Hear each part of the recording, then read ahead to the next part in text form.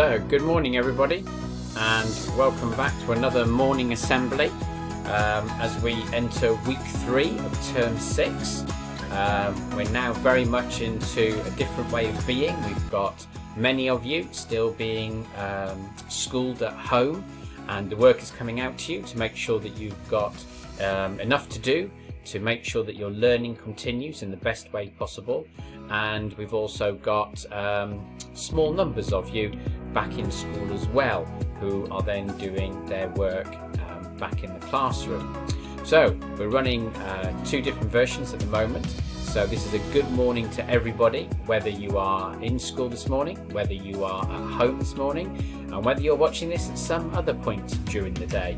This is a big good morning to all of you in reception, year 1, year 2, year 3, year 4, year 5 and year 6. Now, again, as usual, I'm going to start with lots and lots of lovely work that is being done. We have here a whole variety of work being done by year 1 here, and we can see that there's writing going on. We've got the knight who wouldn't fly, we've got maths work being done, we've got writing, we've got art, and we've got this wonderful, what a lovely memory down here of, I think it might be based on the Hungry Caterpillar, and it says lockdown written into it as well. Now what a wonderful way to look back on this. And when I was talking about making a time capsule just a few weeks ago, well actually that lockdown picture could be a perfect example of something that could go into a time capsule to remind us all about this time and what it was like during this period where we all had to stay in, and then slowly we could go out, but nothing is yet back to normal. But it would be wonderful to be able to look back on this and remind ourselves what it was like to be in that moment. What did it feel like to be in our houses? What were the feelings that you had? There's an element of being a little bit excited. There's an element of being very worried about it. Was there a, I wonder what this is going to be like moment? There'll have been all sorts of different thoughts and feelings about it. And it would be an amazing treasure to look back on in time and to capture some of those things that you've been doing. And that one at the bottom there in the lockdown, I think is a great example of something one day we might look back on and say, what was that time like? What was it like to be part of that period in history where we couldn't go out, and to remind ourselves of those different things that we had to do. Now, alongside that, we've also had some wonderful dinosaur work this week. We've got 3 brilliant pieces there. We've got a lovely model, one being done at home. We've got the drawing being done in school, and I think the model at the top might have been done in school as well. But it's great to see that the work is still carrying on, that we're still being really creative, and that we're not just doing the usual things, which are important, you know, carrying on with the maths work and the writing and the grammar work, but to see all the creativity that is going on as well, that helps inspire us to do those other things. This is truly brilliant to see how much you are still doing and still carrying on with. So please keep up the good work, everybody. Great job, well done. And also, just building on last week, these were sent in by one of our families at school. This was a little thank you that arrived. I have to say, I did manage to have a couple of those Fox's biscuits with my flask of coffee that I've been taking into the school at the moment, as we all try to remain as safe as possible within the school building. And obviously none of us are going that close to each other and trying to stay within the 2-metre rule as far as the adults are going.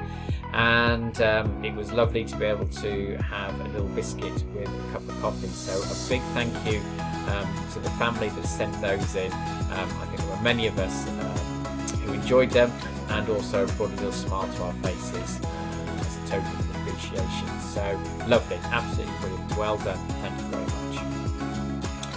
Now I also hope that you have joined up with this. I've sent the information out to your parents via email last week. It's got all the information they need in it to join the summer reading challenge. As I said last week, carrying on with your reading is really, really important. Being read to is really important. Losing yourself in a book is really important. just keeping your reading skills going is a vitally important skill. It builds memory, it builds vocabulary, it makes you a better writer, and of course there is just the sheer joy of enjoying a book and being able to lose yourself within it. So if you haven't done that, please ask your mums and dads to check their email account. There should be an email in there from me, or it might even say it's from Mrs. Bates, and it gives them all the instructions they need on how to get involved in the Summer Reading Challenge. It's now open, it's been running now for just over a week, so if you really want to get involved and have a go at that, please find the email, get registered, and let's see what we can do when we meet the silly squad.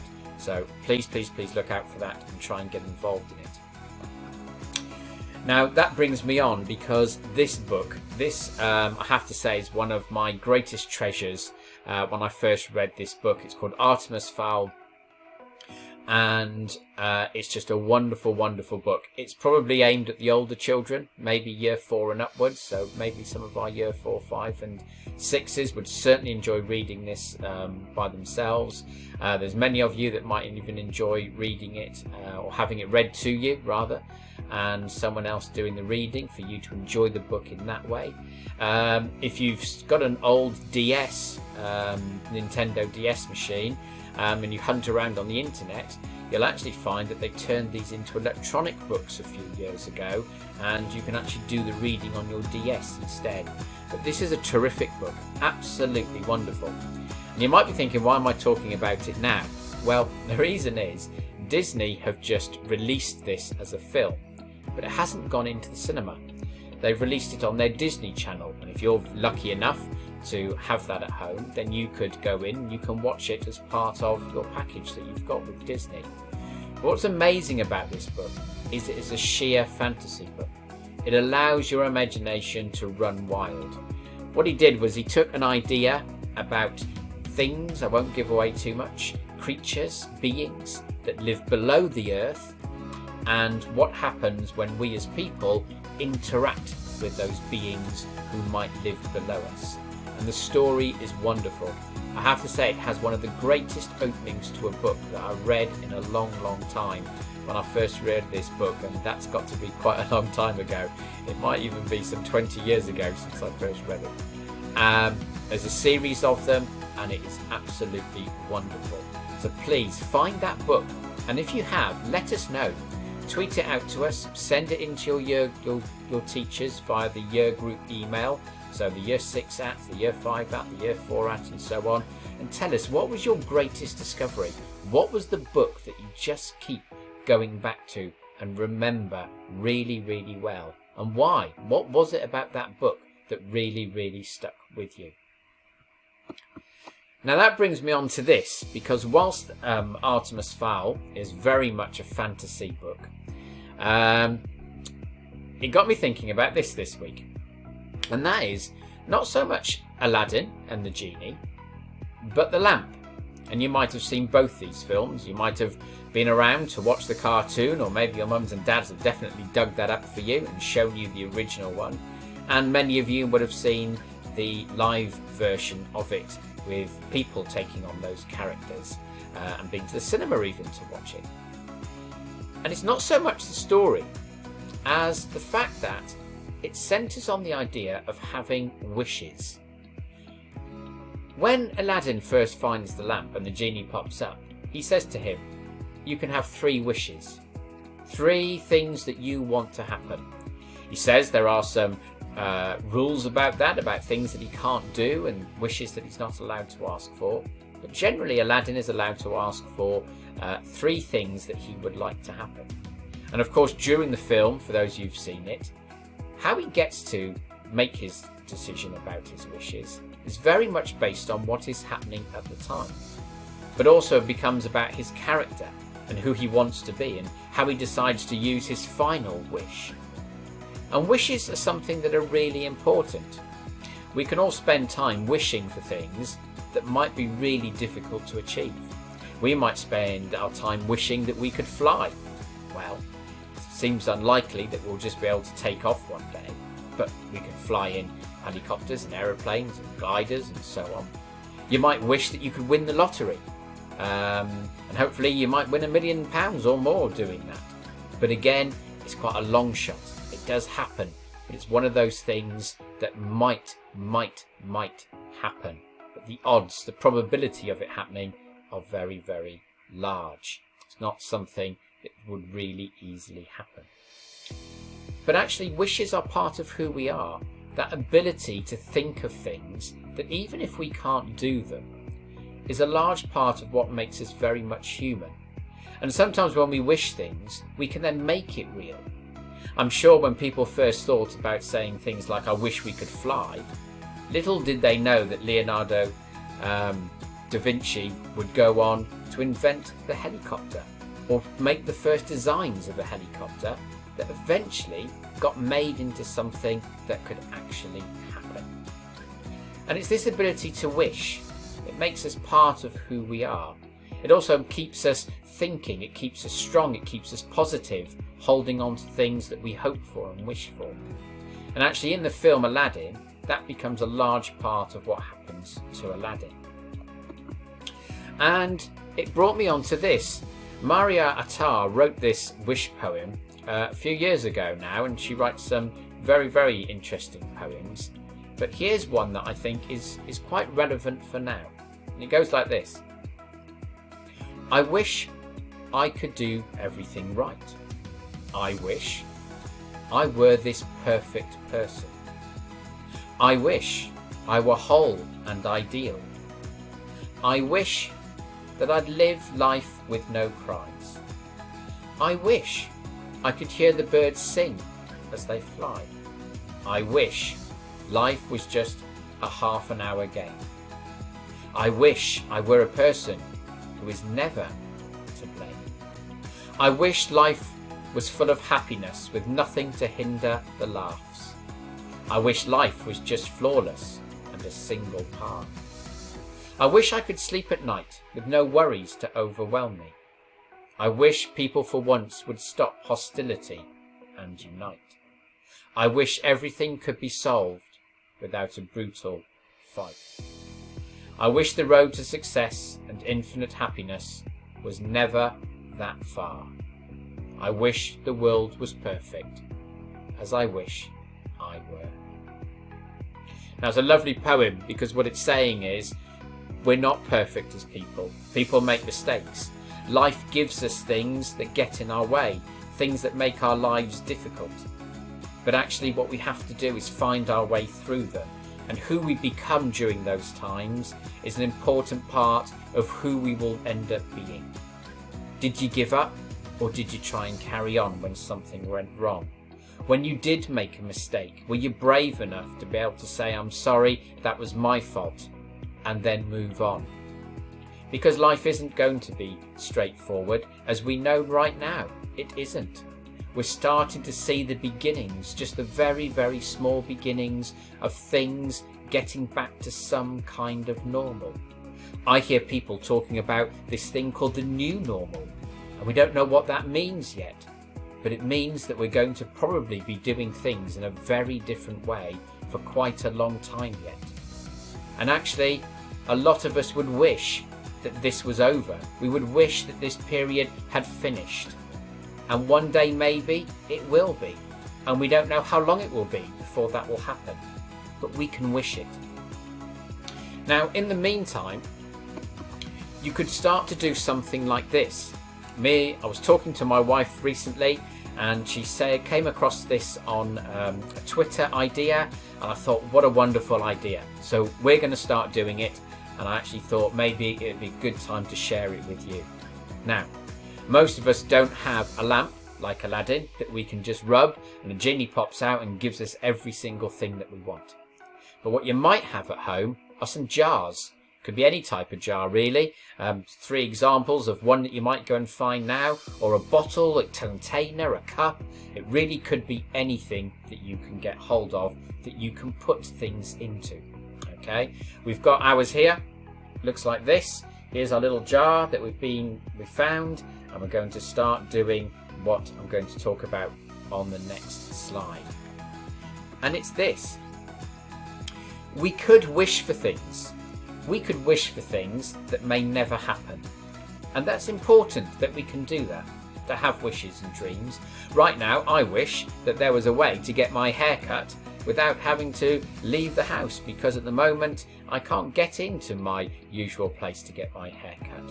And I might wish that that could happen, but it's really not going to happen just yet. It's going to be something that I'm going to have to wait for. But these are the little things that always kept us going. These are the little things that we used to do.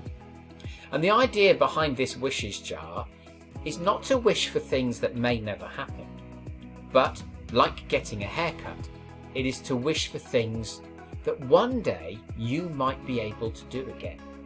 So that one day, when we've reached this new normal, that actually you can start to take things out of your jar and go, oh, wow, wouldn't it be great if we could do this? Do you remember we used to do this before all this happened, and now we've got a chance to do it again? And it's a way of remembering those little things that you used to do and holding on to some kind of hope. A way of saying, when this is over, those things that were important to me, or to us, or to our family, they're the things that we are really going to try and do. And they don't have to be big things. I was trying to think of some of the things that I might put in the jar, and mine is really simple. I'm really looking forward to going to the cinema and watching a film.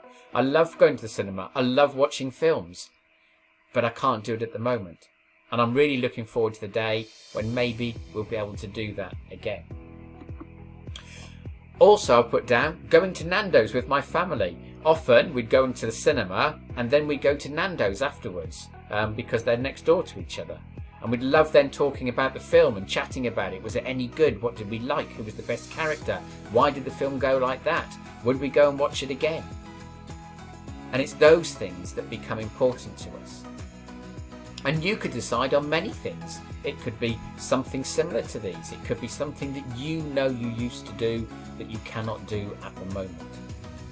I thought of another one. Meeting up with friends for a meal would be something very important.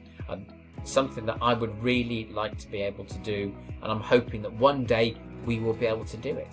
Maybe meeting up with friends in a meal in a restaurant will be very different from the way it is now, if we still have to stay apart from each other. But maybe it's something that we can do. Another thing is, I'm looking forward and hoping that one day I'll be able to watch my son play football again, and watch him with the team and training and going in to play matches. And I'm looking forward to that as something that could be part of the new normal. The last one I put down was hopefully the chance to watch live football again. Now, I know that some football is back this week and you might be able to watch it on the television. There'll be no one in the crowds watching, and hopefully that's one step towards it. So I might be able to do that one. But the idea is that you put all these wishes down, you put all these hopes down, write them in a jar when you think of them. And you go, oh, we used to do that, we used to do that, let's write that one down. And then when we can, we'll see whether we can do it. We'll have a go and see whether we can find a new way of making those things work. Those things that were part of your family, those things that were part of your life. And it means that hopefully we will start to see a new normal starting to work for everybody. So have a go.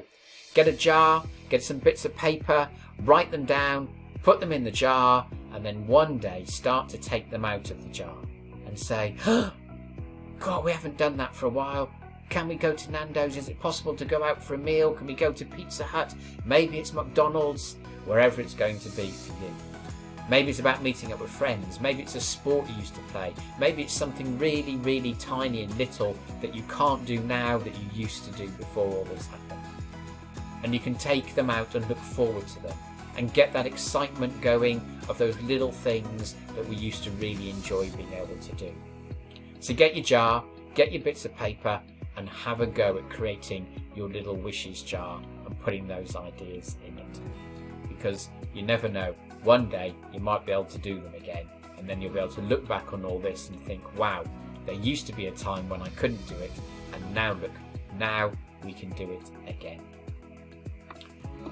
So this week, very much I think, in thinking about that, I think that we'll be focusing on brave, I think we'll be focusing on enthusiastic, I think we're all doing safe anyway, I think eventually when you start to take those little strips of paper out with your ideas on it, that's when it becomes thoughtful, because that's when you can grab somebody and say, can we go and do this? It'd be great to go and do this, wouldn't it?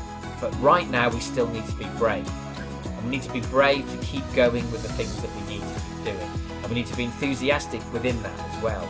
And trying to keep ourselves happy and trying to keep everyone else around us feeling good about what's happening as we start to make these tiny little steps towards this new normal. So I want you to have a really brave week and a really enthusiastic week. Maybe it will be about signing up for the summer reading challenge. Maybe it will be about putting ideas into your jar and keeping them, and then one day opening that jar and taking them out and thinking, what did I wish for during this time? Can I now have this wish? Can I make it happen? And I wish you the best of luck with that, and I really hope that one day you will be able to take them out and really remember what was life like now, and then remember back and then think, but look, it has changed again. We are now living in this new normal for a while, and look, we're starting to do the things that we used to do. And I hope those things are the things that are important to you as a person within your family. So everyone, have a really brave and enthusiastic week. I will say goodbye for now, and I will see you all again next week. Bye bye.